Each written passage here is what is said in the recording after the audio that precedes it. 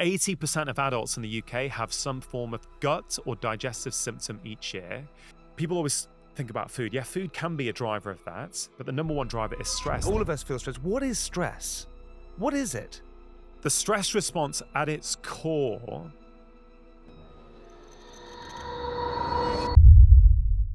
I'm Dr Rangan Chatterjee, and I'm in great company. I don't know which expert I should trust anymore. This expert is saying go low carb. This expert is saying go plant-based. Most of us are having our stress responses activated by the state of our daily lives, our email inboxes, our to-do lists, the multiple social media platforms we're trying to keep up to date with. In the last 10 years, I've seen more and more cases of low libido in younger and age groups. The number one cause of low libido these days in society is chronic stress. Wow. Things are going to happen in our life every single day. You're going to drink and party in your 20s and then realize in your 30s, actually, I don't want to live like that anymore.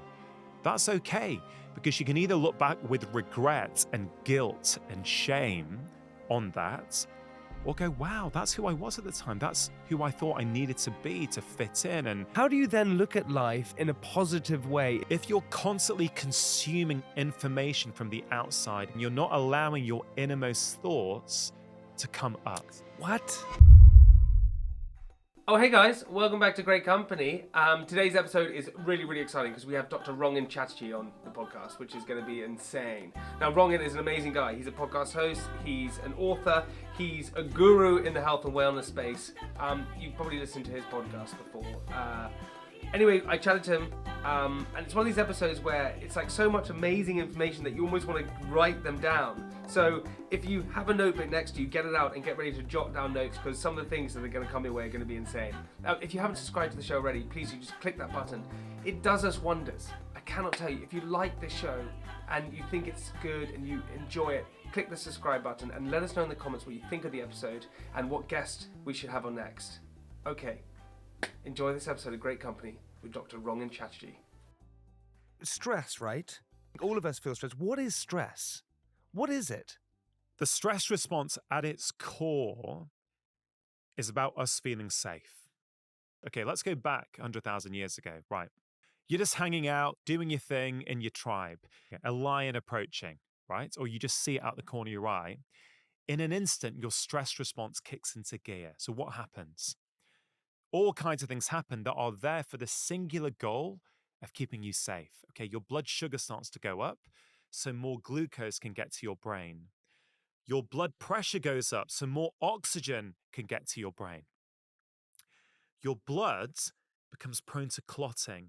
Why? Because if that lion was to attack you and cut you, instead of bleeding to death, the blood's going to clot and it's going to save your life. Wow. Right? Your amygdala, which is the emotional part of your brain, goes on to high alert. So you're going to be hypervigilant. You're going to be hear every single noise you're going to hear. These things are all really helpful in a real life or death scenario. The problem today, Jamie, is that most of us are having our stress responses activated, not by wild predators, but by the state of our daily lives. Our email inboxes, our to-do lists, the multiple social media platforms we're trying to keep up to date with, the negativity on the news, the elderly parents we're trying to care for whilst also trying to look after our children. Like, these things are also activating our stress response in the same way. So those things that are helpful in the short term become really toxic and harmful in the long term. Oh, got you. And that's why we turn to alcohol or whatever to suppress it very quickly, and then it comes back. But let's just take one of those four things that I mentioned, right? I mentioned blood glucose, blood pressure, the amygdala, and blood clotting, right? I could make a case for all of them, why they are helpful in the short term, problematic in the long term. Let's just take the third one. Your amygdala, the emotional part of your brain going onto high alert. That is fantastic if you think there's a lion there. That is also fantastic if you are walking on a dark street in London on a Friday night back to your car and you think someone's following you. That's a completely appropriate response. You want to be hypervigilant. You want to hear any noise.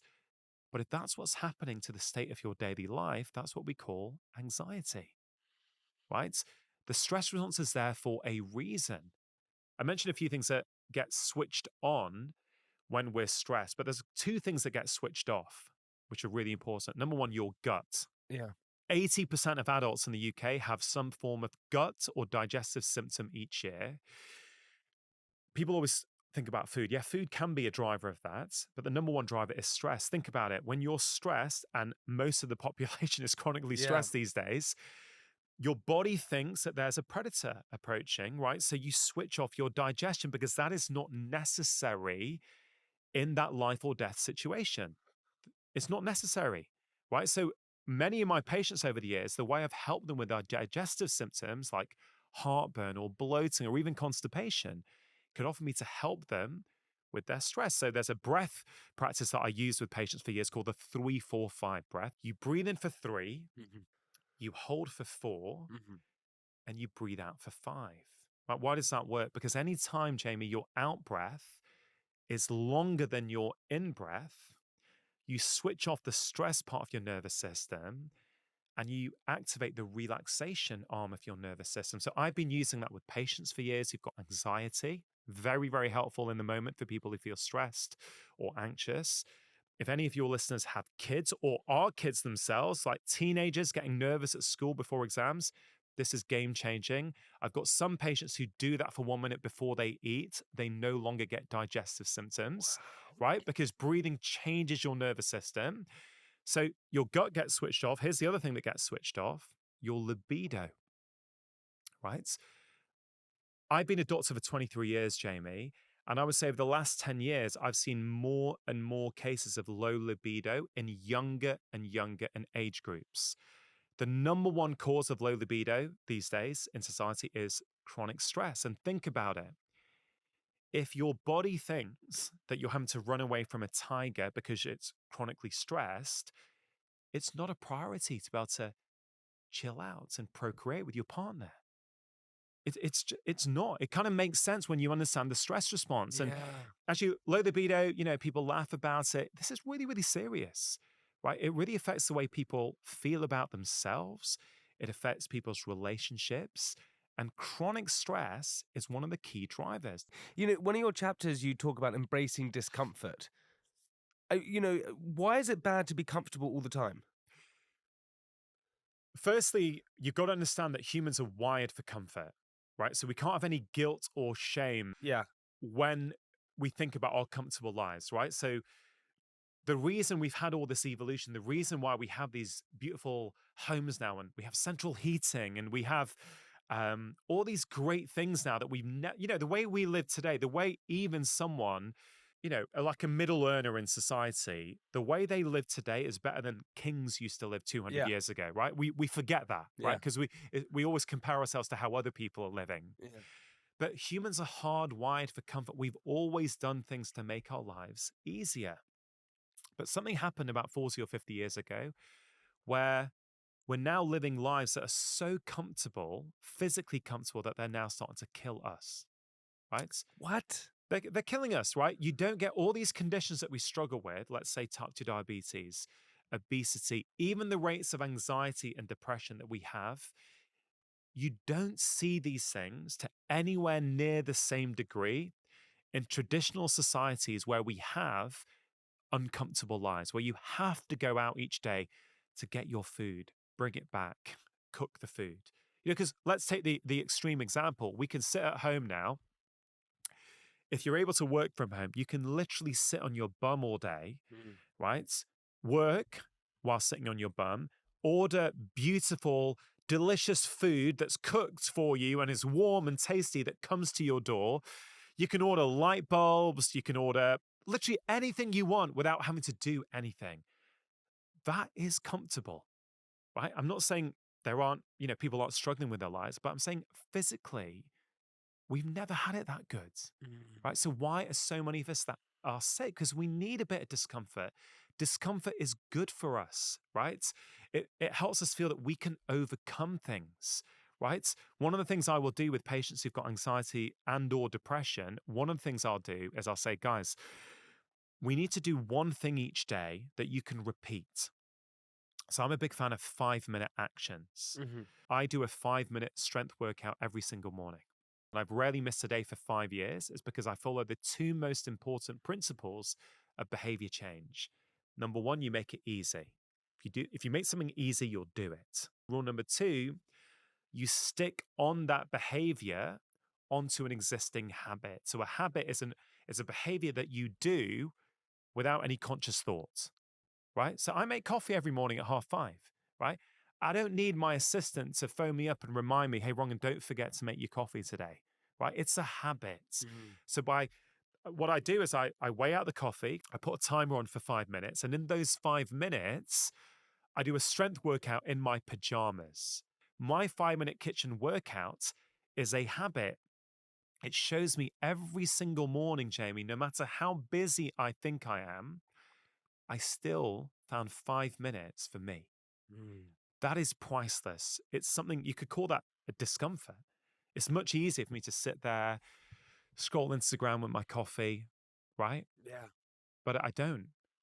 I actually do that workout, and it is powerful. And I've had patients, Jamie, who are suicidal. And that 5-minute action genuinely has saved their life. Because when we're struggling, it's really hard to get yourself out of a dark place sometimes because it feels too much. God, I have to do this and I have to do that. I'm like, no, you don't. Get one thing, make it small, and do it every day. The momentum you start to build from that is priceless. The way you view yourself starts to change. That is priceless. You instead of being someone who says they're going to do stuff and you don't end up doing it, where you say to yourself, God, I'm a loser. I can't do anything. No, you change your self-identity. You become someone who says they're going to do something and does it. And by making it only 5 minutes, it happens. Right? And I would say for many years, Jamie, I've noticed, if I reflect back now on many patients, a lot of them have this low-grade anxiety that is built on a foundation of fragility, right? And what I mean by that is, if you're not regularly doing uncomfortable things, we know on a core level that things could go wrong in our lives at some point. But we've not given ourselves evidence that we can cope because we don't regularly do hard things. If you regularly do things that are a little bit difficult, you show yourself, yeah, I can actually do stuff. So we often think doing something hard means I've got to buy a cold plunge and I've got to go for 5 minutes in 0-degree water. Hey, listen, if you want to do that, go for your life. But that's not what I mean when I say do something uncomfortable each day. Let's make it super simple, but it is one of the most powerful things that you can do for your self-identity. Your show was one of the shows that literally saved me in lots of ways. And that feels like a big word, but I've said it to you before. I just want to repeat it again.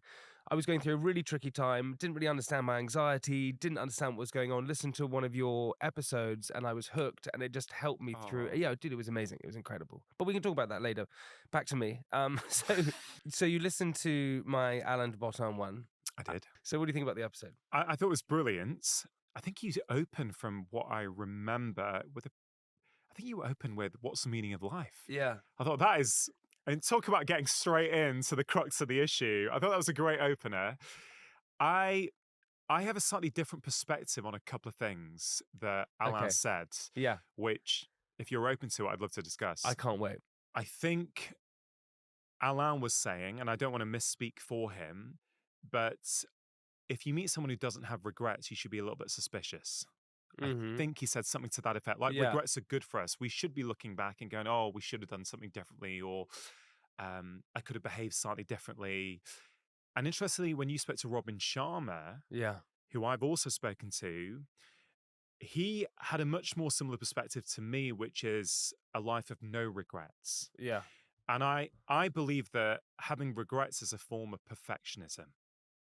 I'm not saying we shouldn't look back at our pasts, but I think if you look back on it with regret, at its core, you're looking back on it with sadness and disappointment and a bit of negativity. And maybe I have this perspective because I've struggled with perfectionism for most of my life, right? So I would call myself now a perfectionist in recovery. I think regret doesn't help me because it's that perfectionism again going, oh, I should have acted differently. You should have done better, Rangan. You should have known better. I prefer to look at my past as a learning experience. Yeah. So, oh, wow, I choose to believe I was always doing the best that I could based upon the information I had at the time and where I was in my emotional maturity at the time. I think it's a bit unfair to judge myself now, the younger version of myself. I mean, were you the same person as you were 5 years ago? No, totally different. Exactly. So I'm not the same person I was even 1 year ago. Yeah. So now to look back on my past through the lens of my current present and judge it feels really harsh to me. So the way I look at the past now is not with regrets. I look at it as I can learn from the past. There are many things in my past that if I'm presented with the same situation again today, I will act differently because I've learnt. But I choose not to look back at it with regrets. You can say I live a life of no regrets in two different ways, right? Some people say I have no regrets to mean, hey ho, it doesn't matter what I do or who I hurt along the way. I'm living my life, man. I'm being authentically me. Mm-hmm. I don't mean that when I say a life of no regrets. I mean, I'm no longer, because I used to, I'm no longer going to look back at my past with disappointment and sadness. And because those things for me, Jamie, they lead to shame and guilt. I wish I'd acted differently. I should have acted differently. Stupid you, Rangan. You should have done better. That doesn't help me. That actually keeps me locked in a cycle, a negative inner voice. It stops me moving forwards in my life. So I've really changed the way I look at my past now. It's just a learning opportunity. There's plenty of things. All of us can look back on our past and go, wow, perhaps I could have acted differently, but you couldn't have. If you could have, you would have, but you didn't because you weren't capable of acting differently. I think it's let me put it this way. I think it's a more useful way to look at your past. That's so. I literally had this morning. I'm not even kidding you. I was in the shower and I became really frustrated with myself, like really frustrated because I think look, I'm 36 now. Married in a happy relationship. Like life is great. It's stressful. Of course, there's a lot going on and it's very stressful. But I feel like I'm sort of operating on a good level, and I suddenly just had this real sense of shit. If I had been operating like this in my 20s, oh God, I wouldn't be playing catch up now. And I suddenly became really frustrated. I was like, why have I done that? Why did I spend my time drinking and kind of full of anxiety and nervousness and embarrassment and drinking too much to kind of get over the social anxieties, and really frustrated me this morning. And that's so weird that we're having this conversation because that happened literally this morning. Okay, that's such an interesting example. Okay, so for me, when I hear that, the question I want to ask you, and I know it's your show and I'm not the host today, but the question I would want to ask you is the way you lived your 20s, which is actually how I lived my 20s as well, right? So the way you lived your 20s, what did that teach you that you would not have had the opportunity to learn had that not happened? Because that's where the gold lies. Yeah, great. So it taught me that your body and your mind is your vessel, and you really got to look after it. And the more you treat it badly, and you digest bad things like alcohol or cigarettes or whatever it is, sort of worse you feel. So really important to keep hold of that. It's your shell, and I learned that. Yeah. So, and I bet you if you had an hour to sit with that, you'd probably come up with 20 things that you've learned, right? Yeah. But the point is that every experience in life can teach us something. And I no longer want to, as I say, regret past experiences or push my life experiences away. Like it's something I try and teach my children, right? So my kids are 14 and 12. At the start of the school term in September, I can't remember if it was my son or my daughter, but we were just sitting around the kitchen table over breakfast chatting. And they were just saying, oh, I hope I'm in a class this year with my friends. And so what I try and teach my children is the stuff that I never learned, and I've learned in my 40s, right? I hope they can learn this when they're teenagers or at the age they're currently at. And I said, okay, guys, I understand you want to be in a class with your friends. But if you're not, what would that opportunity present for you? Like everything in life has upsides and downsides. So yes, the upside of being in a class with your friends is that you're with your friends, you get to hang out and it's fun and you already know them. But also, what's the opportunity if you're not in a class with your friends? What can you learn that you would not have learned had that not happened? And so my daughter, who was 11 at the time, she was thinking, she said, actually, Daddy, if I'm not in a class with my friends, well, I'm going to get a chance to meet new friends. Right? I'm going to meet people and I'll probably end up chatting to them and getting to know them in a way that I probably wouldn't have done if I was put in a class with my friends. Now, Jamie, that sounds like such a small point. No, but it's big. Man, Yeah. that sort of thinking has transformed how I view life. Yeah. I just thought life is simply a set of experiences. Mm-hmm. And it's the story we put onto those experiences that determine the quality of our life. So things happen, right? Things are going to happen in our life every single day. You're going to drink and party in your 20s and then realize in your 30s, actually, I don't want to live like that anymore. That's okay, because you can either look back with regret and guilt and shame on that, or go, wow, that's who I was at the time. That's who I thought I needed to be to fit in and be this successful 20-year-old doing my thing in the world. Oh, now I've learned from that. Now I don't necessarily need to do that going forwards. The other thing I've realized, which in many ways is the foundation of this new book, Make Change at Last, is that every single behavior in our life either comes from love or from fear. Mm-hmm. Like, I really believe that to be Explain true. that. Right. So let's take a New Year's resolution, right? Which is really common, right? Yeah. So people, 1st of January, people are waking up and they're thinking, right, this year's going to be different, right? This year, I'm going to do the things that I really want to do for my health, my happiness, my well-being. Usually these things don't last, right? We know that maybe 80 to 90% of New Year's resolutions have gone by the start of February, depending on which statistic you read. Now, why is that?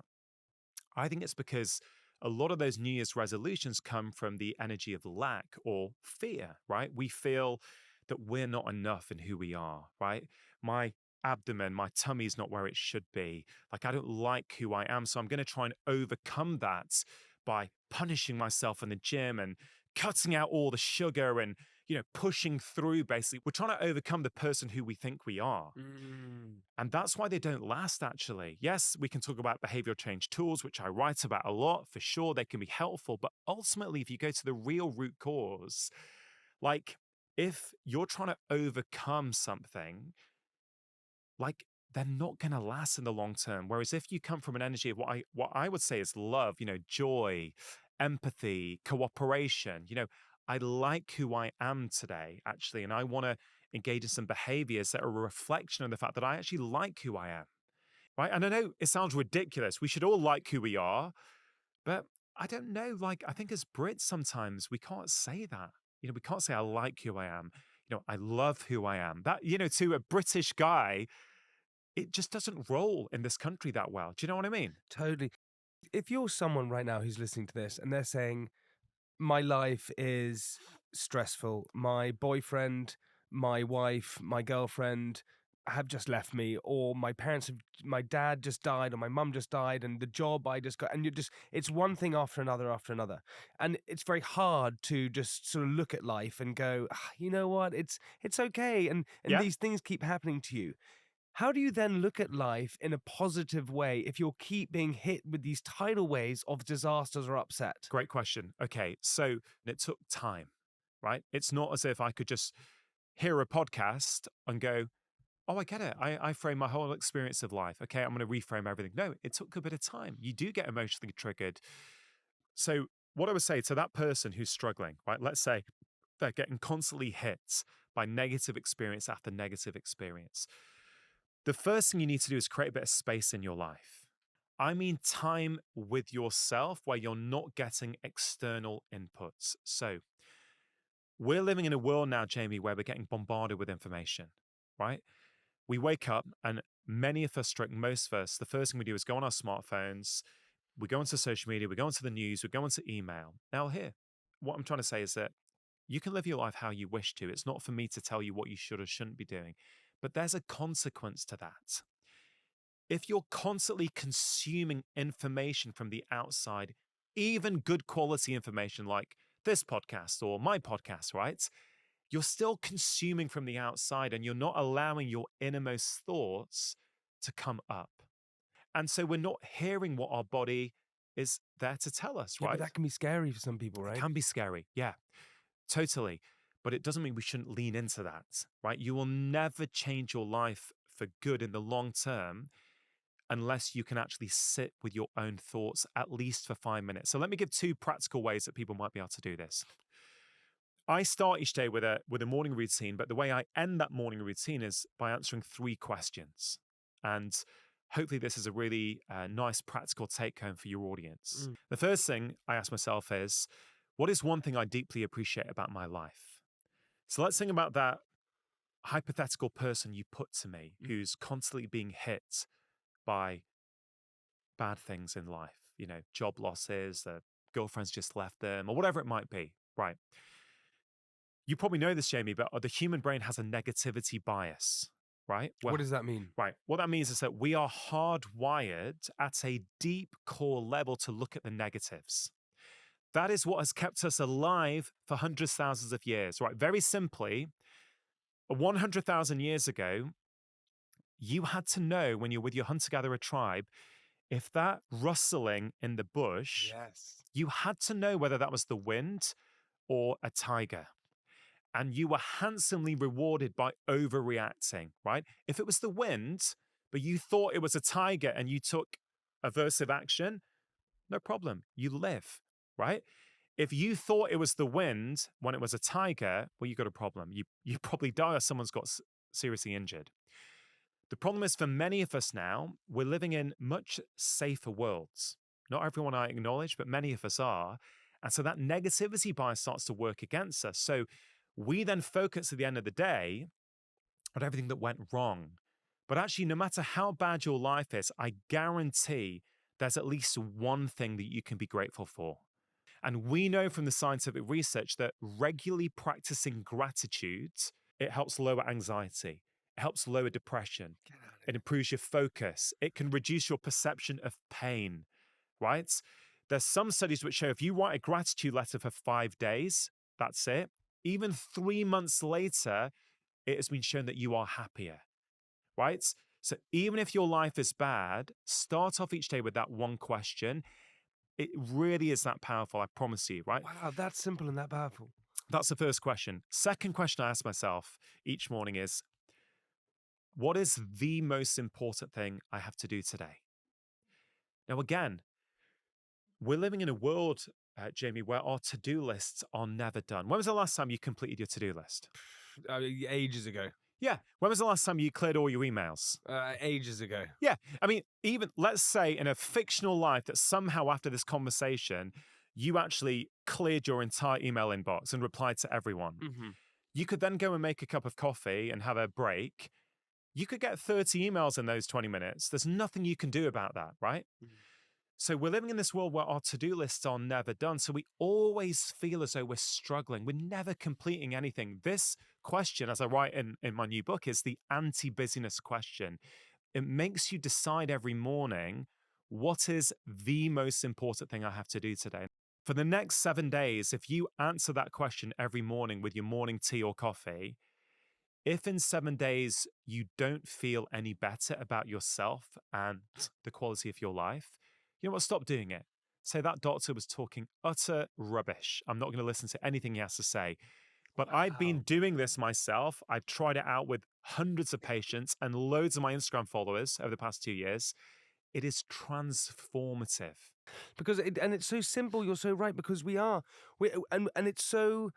The weird thing is that I find is that it's almost comfortable to live in that state. It's uncomfortable to sort of change habit and push against it. So we live in these stressful places because that's what we're used to doing. And it's disempowering, right? Yeah. The number one thing I've always tried to do with every single patient I've ever seen, Jamie, is I want them to walk out the door feeling empowered, feeling that there is something I can do in my life that influences the outcome of what's going on.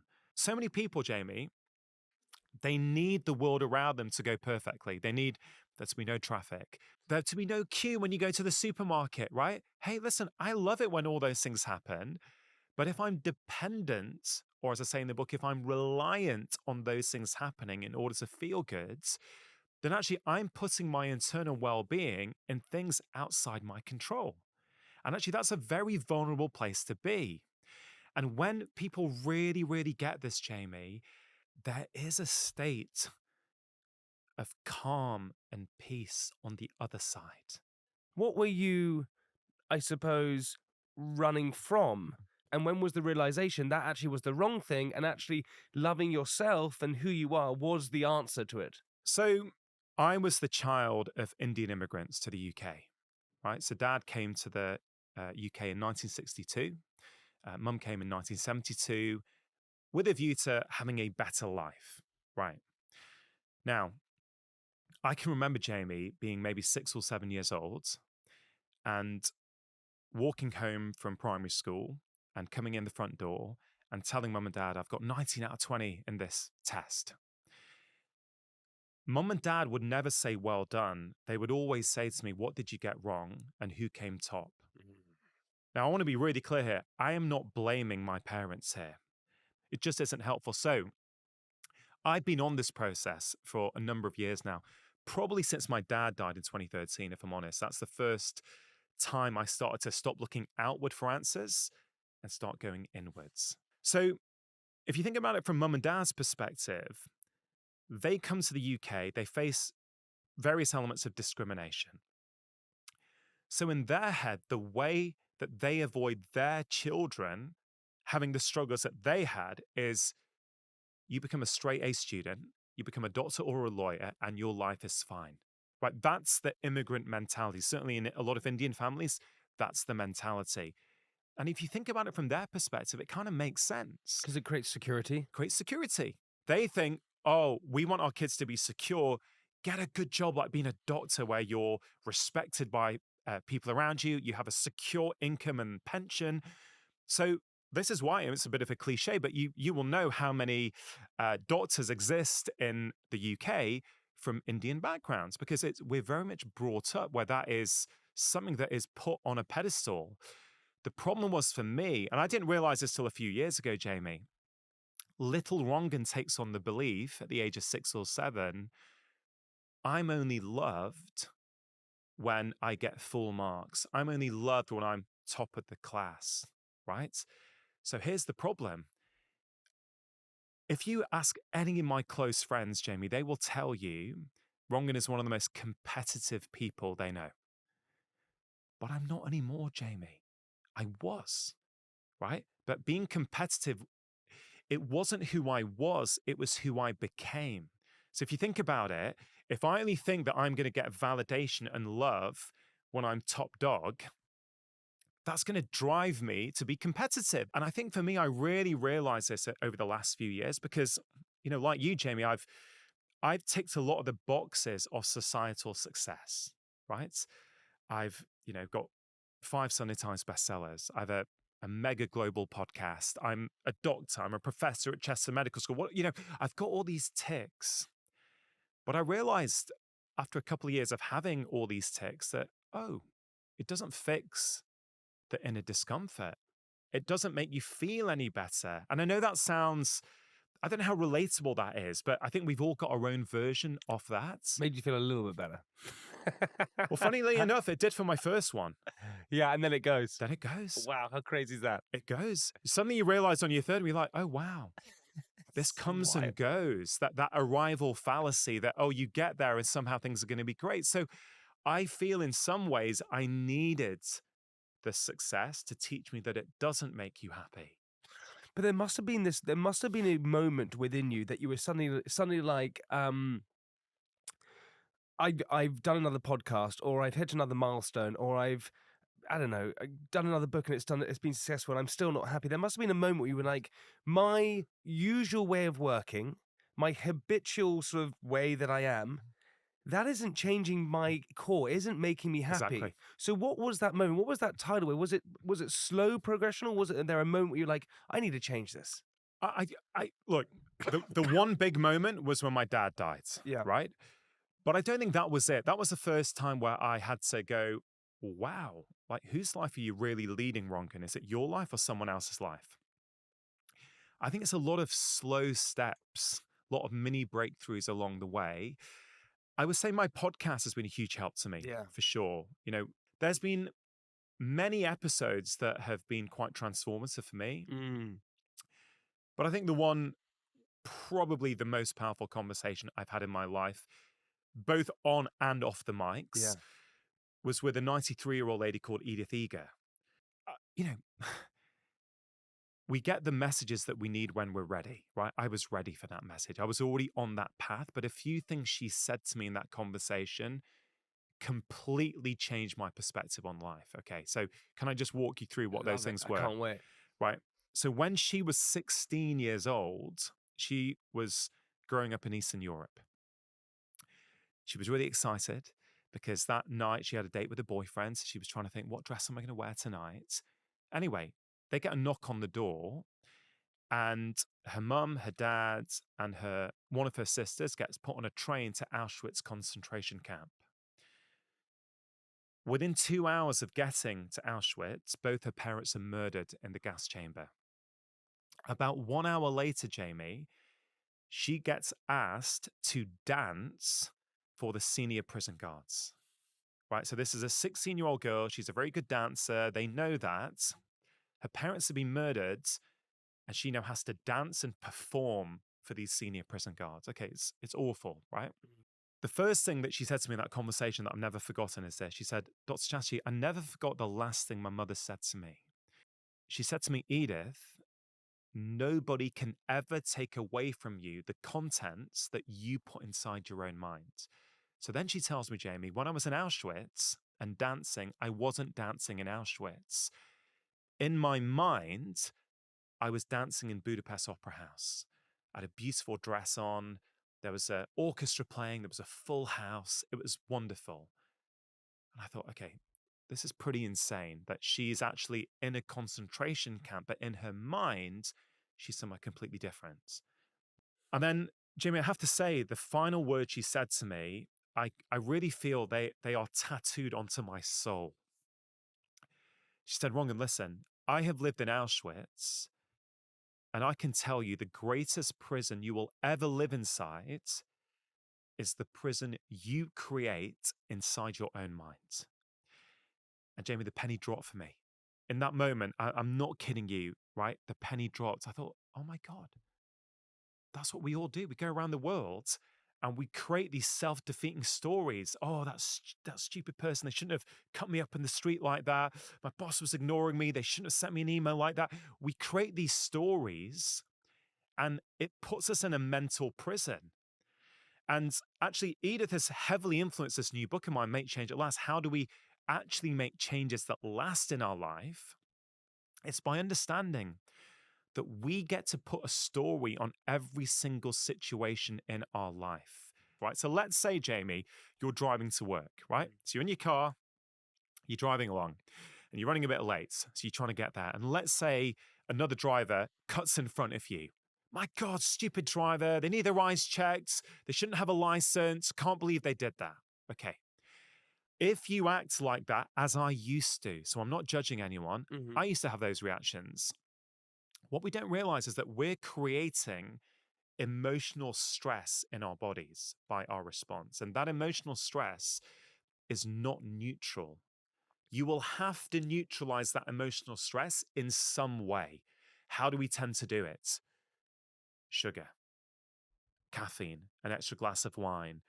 You know, all these low-grade addictions, these behaviors in modern life, we're too focused on the behavior without understanding the role that behavior is playing in our life. Every single behavior that we engage in, Jamie, serves a role, right? So often we're creating emotional stress by the way we interact with life. That means we are going to engage in these behaviors. That's why we can't make changes that last, because we keep focusing on the behavior. We're not focusing on why are we engaging in that behavior. So I've trained myself now, and I'll share how I've done it, to get to the point now where most of the time, unless I'm sleep deprived and exhausted, right, my default response now in that situation is, oh, I wonder what's going on for them. I wonder if that's a father whose daughter was up last night with earache and they're just knackered and they didn't see me. The truth of the situation, actually, Jamie, for your happiness and your well-being, the truth actually doesn't matter. What matters is that you put on an empowering story. Like, you don't need to generate that emotional stress. And if you don't generate the emotional stress, you no longer need the behavior. Does that make sense? It makes beyond sense. And it's something that I've tried to been doing for a while, where trying to look at the world in a different light, not not judge ever, and not bring that sort of energy within me, because I totally agree. I think it creates that sort of negative cortisol in your body that you don't really need. It really does. Yeah. Like, this is the big, why I'm so passionate about this book, Jamie, is I think this is the big topic in health and wellness that we are simply not talking about. We keep talking about the behaviors. Do you know what I mean? Yeah. So in the evening, once my kids went to bed, I would sit with a journal and I'd ask myself, Rangan, where did you get emotionally triggered today? Instead of putting the blame on that other person or that external event, I would ask myself, what has that brought up in me? Because you've got to understand, no external event is inherently triggering. No external comment is actually offensive. It can't be, because if it was, everyone would get offended to the same comment. But we don't. If we're not all getting offended to the same comment, it can't be the comment that was offensive. It's something within us that's been activated by that comment. Chapter 5 in this new book is called Take Less Offense.